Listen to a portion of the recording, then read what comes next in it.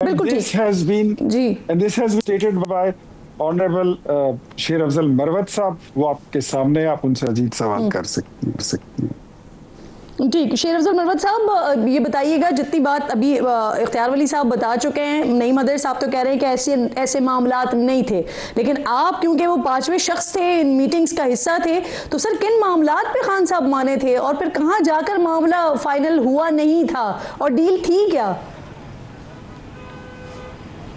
बहुत शुक्रिया। देखिए, ये हुआ है ये नहीं हुआ है, इसका आसान इलाज है कि राना सनाउल्लाह साहब, मोहसिन नकवी साहब, बैरिस्टर गौर साहब, बैरिस्टर सैफ साहब मुझे बुला लें और कुरान पाक पे हाथ रख दें कि ये मैं झूठ बोल रहा हूँ या फिर ये सब लोग जो डिनाई कर रहे हैं ये झूठ बोल रहे हैं। यानी कि ये बातें हम अपने आप से कनकाक कर रहे हैं, और क्यों करें। और आज तो पीटीआई के जो खुद साख्त तर्जमान बना हुआ है शहबाज गाल साहब, उसने भी जो है अपनी विलाग में इस चीज़ का इकरार किया है। उसने भी कहा है कि ये जेल में कैमरा और ये पूरी स्टोरी जो मैंने सुनाई है, ये जो बातें हैं या अफवाम व तफहीम है, ये 4 दफ़ा कोशिशें हुई। और पीटीआई क्यों सर डील थी क्या? खान साहब वीडियो बना देते, उनके इसके एवज उनको मिलता क्या सर?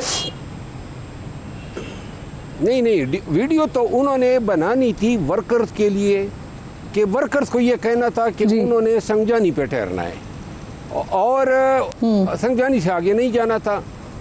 और जब तक खान साहब, यानी बावर या श्योरेंस ये दी गई कि 7 अयाम के अंदर खान साहब को रिहा कर दिया जाएगा थ्रू कोर्ट, और जब तक वो रिहा ना हो, ये जो लोग काफिले आए हैं मुल्क के मुख्तलिफ हिस्सों से, वो संगजानी में ठहरे रहे।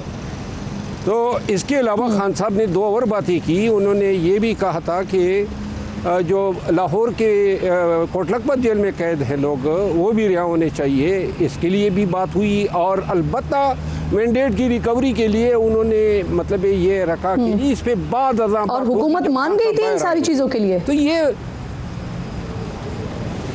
हुकूमत और पीटीआई दोनों मान गए थे। ये मतलब ये मैंने बड़ी बात कही थी। कोई ये कह दे कि नहीं हुआ है तो बैरिस्टर गौर साहब को से कोई पूछ ले, बैरिस्टर सैफ साहब से पूछ ले, मोहसिन नकवी साहब से पूछ ले, अली अमीन खान गंडापुर से पूछ ले, कि अगर कोई झूठ बोले या गलत तौर पे गुमराह करे अवाम पाकिस्तान को। और फिर ये सब कुछ इसलिए नहीं हो सका क्योंकि वहाँ धरना खत्म नहीं हुआ और यहाँ पर रेंजर्स की जान चली गई सर, गाड़ी वाला वाकया हो गया। नहीं हुआ ये 25 को रात को रेंजर्स पे एक मरी के एक नौजवान ने जो है वो गाड़ी भगा रहा था, एक्सीडेंटली 3 रेंजर जवान शहीद के बाद एक और वाक़े में 2 रेंजर नौजवान शहीद हुए। और यूँ ये स्पार्क हुआ। रात को 9 बजे 10 बजे बैरिस्टर गौर को रसाई दी गई खान साहब की सेल तक, और वो सेल में अंदर गए तो पहले तो मॉडलिटीज़ पे जो है ज़रा थोड़ी डिफरेंसेस हुई। खान साहब ने कहा कि मैं लॉकअप की परली साइड पे जब इसमें लॉकअप नज़र आए, जिसमें उन्होंने कहा इससे तो और वर्कर बड़ा फरोख्ता हो जाएंगे। तो फिर खान साहब ने कहा बैरिस्टर गौर साहब को कि आप अपना मोबाइल जो है निकालें, तो वो जेल में नहीं था वो मोबाइल। तो फिर खान साहब ने कहा मैं इनके मोबाइल पे मुझे ट्रस्ट नहीं है, ये इसको वीडियो को एडिट कर देंगे। तो फिर नेक्स्ट डे 26 की सुबह 9 बजे इन्होंने आना था। बैरिस्टर गौर साहब ने जब रजू किया तो रात की जो डेवलपमेंट हुई थी, फिर पीटीआई के 2 वर्कर भी 26 चुंगी पे, ये 26 चुंगी का वाक़या भी हो चुका था। तो इस वजह से मूड नहीं बन रहा था, बिलखसूस गवर्नमेंट कह दे, वो फिर जो है मज़ीद अफ़ाम व तफ़हीम की तरफ नहीं जा रहे थे। और फिर बादिल नाख्वास्ता अली अमीन ख़ान उन काफ़िलों को 26 चुंगी से आगे लेकर कश्मीर हाईवे पे लाए। कश्मीर हाईवे पे जब ये पहुँचे तो मैंने वहाँ उनको ज्वाइन किया, एक ही गाड़ी में हमने ट्रेवल किया, मैंने अली अमीन ख़ान और उमर अयूब ख़ान ने। और इस दौरान ये दोबारा इन बातों की डिस्कशन भी हुई, लेकिन अली अमीन ख़ान को शायद थ्रेट दी जा चुकी थी कि अगर डी चौक पे आप पहुँचे तो गोली चलाई जाएगी। तो इन खदशात का उन्होंने इज़हार किया कि हम वर्कर्स को मौत की तरफ लेके जा रहे हैं। तो जिस पर मुझे ये बुशरा बीबी साहिबा को मालूम था कि खान साहब वीडियो रिकॉर्ड करवाने लगे और मामलात जो हैं वो अफहाम तफहीम की तरफ जा रहे हैं? ये बुशरा साहिबा को मालूम था? मालूम था, बैरिस्टर गौर साहब ने बताया था उनको। और फिर बैरिस्टर गौर साहब की 25 तारीख को जब इनसे मुलाकात इसलिए नहीं हो पा रही थी कि काफिले अटक के पास थे और मोटरवे और तमाम रास्ते बंद थे, तो बैरिस्टर सैफ और उसके बावजूद भी फिर वो आगे बढ़ी आपके मुताबिक? अपना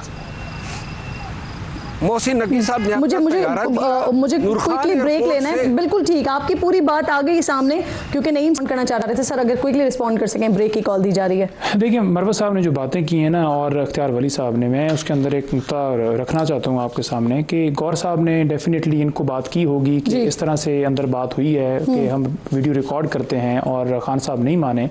तो अगर बातचीत जो है वो खान साहब की हो चुकी थी तो मेरा ख्याल में कैमरे की वजह से तो डील नहीं रह सकती थी। वो कह रहे हैं ना कि वाकया हो गया था, उसके बाद फिर हुकूमत का मूड नहीं बना। मोबाइल की वजह से, मोबाइल तो गेट पर होगा ना गौर साहब का। दूसरी ये चीज है कि इमरान खान साहब, ब्रेक लेना है। जी चलें। बहुत बहुत शुक्रिया आपका। तीनों मोअज़्ज़ज़ मेहमान प्रोग्राम में साथ मौजूद थे, अहम गुफ्तगू हो रही थी और अक्टूबर के एंड में फिर 26 नवंबर का तस्करा निकल आया। एक छोटा सा ब्रेक लीजिए नाज़रीन, ब्रेक के बाद वापस आते हैं।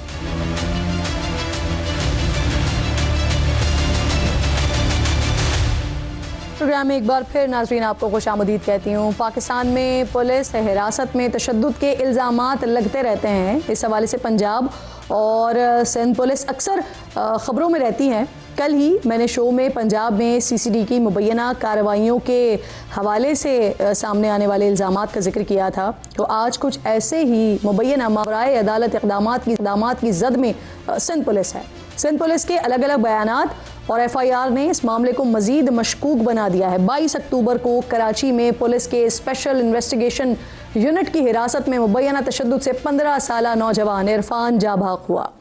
Police surgeon doctor Samiya Syed का बताना है कि पोस्टमार्टम के दौरान इरफान की लाश पर मुतअद्दिद ज़ख्मों के निशानात पाए गए हैं, ताहम मौत की असल वजह रिपोर्ट आने तक महफूज रखी गई है। दूसरी तरफ डॉन न्यूज़ के मुताबिक एडिशनल IG कराची जावेद आलम ओढो का दावा है कि मुतवफ़ी को 3 दीगर अफराद के साथ डकैतियों में मुलव्वस होने के शुबे में हिरासत में लिया गया था। गिरफ्तारी के फ़ौरन बाद इस शख्स को बज़ाहिर दिल का दौरा पड़ा, जिससे वो जा भाग हो गया।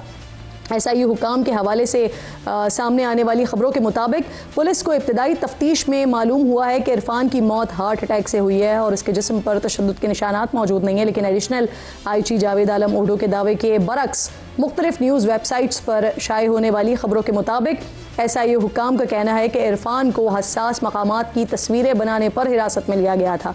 अस्पताल में मरने के बाद जिस्म पर निशानात इसलिए पड़े कि कई घंटे तक लाश अस्पताल में रही और उसे कोई लेने नहीं आया। लेकिन फिर इस मामले का मुकदमा सरकार की मुद्दत में कत्ल खता के तौर पर दर्ज कर लिया गया।